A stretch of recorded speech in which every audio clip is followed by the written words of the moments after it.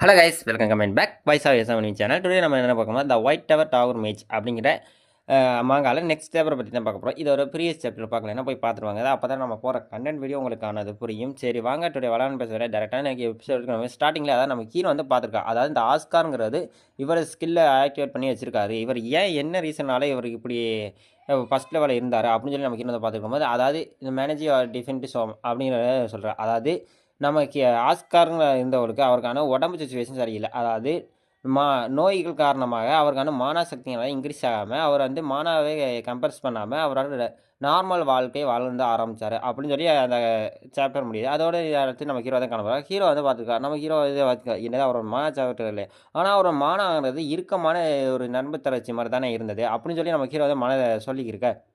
அப்படின்னு நம்ம ஹீரோ வந்து சொல்லியிருக்காரு. அடுத்த சீன்லேயே அதாவது நம்ம ஹீரோ அந்த லைப்ரரியிலேருந்து ஒரு புக் எடுத்து படிக்க வரான். புக் எடுக்க போகிறான். அதாவது ஒரு சில புக்கெலாம் கண்டென்ட்லாம் அவரை பற்றி நிறைய டீட்டெயில் பற்றி எழுதியிருக்கு. அதனால் ஹீரோ வந்து இன்னொரு புக்கை எடுத்து ரீட் பண்ணலாம்னு அந்த புக்கை வந்து எடுத்துக்கிருக்க அடுத்த சீன் ஆஸ்கானுங்கிற ஒருத்தர் இருந்தார்.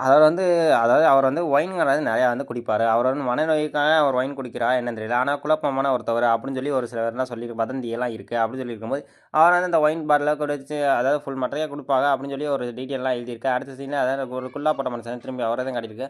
அவர் வந்து பார்த்துருக்கா அதாவது நம்ம ஆஸ்காருங்கிற பக்கத்தில் அவர் தான் இருந்தார். அவர் வந்து பார்த்துருக்கா. அடுத்த சீனை நம்ம ஹீரோ வந்து பார்த்துக்க நம்ம எப்படி நான் இந்த புக்கில் இருக்க எல்லாத்தையும் ரீட் பண்ணாமல் விட மாட்டேன் இன்றைக்கி அப்படின்னு சொல்லி நம்ம ஹீரோ வந்து அந்த புக்கை எல்லாத்தையும் எடுத்துக்கிட்டு வந்துருக்கு. அடுத்த சீனில் நெக்ஸ்ட் சீனில் ஒரு சங்கிலி போட்டு ஒரு இடத்தையும் காட்டியிருக்கா. அதாவது இது ஃப்ரீ அவர் செயின் சங்கிலி மாதிரி அவரோட நரம்பானது சக்கரா எனர்ஜியானது இருந்துச்சு அப்படின்னு சொல்லி ஒரு டீட்டெயில் வருது. அடுத்த சீனே நம்ம ஹீரோ வந்து அந்த புக்கை எடுத்து சரி இந்த புக்கில் இருக்க எல்லாத்தையும் ரீட் பண்ணி பார்த்துருவோம் இன்றைக்கி என்ன தான் நடக்குன்னு சொல்லி நம்ம ஹீரோ வந்து அந்த புக்கை எடுத்து ரீட் பண்ணலாம். ஆஸ்கரை பற்றி என்ன டீட்டெயில் தெரிஞ்சுக்கலாம் நம்ம ஹீரோ வந்து எடுத்துக்கிருக்கா.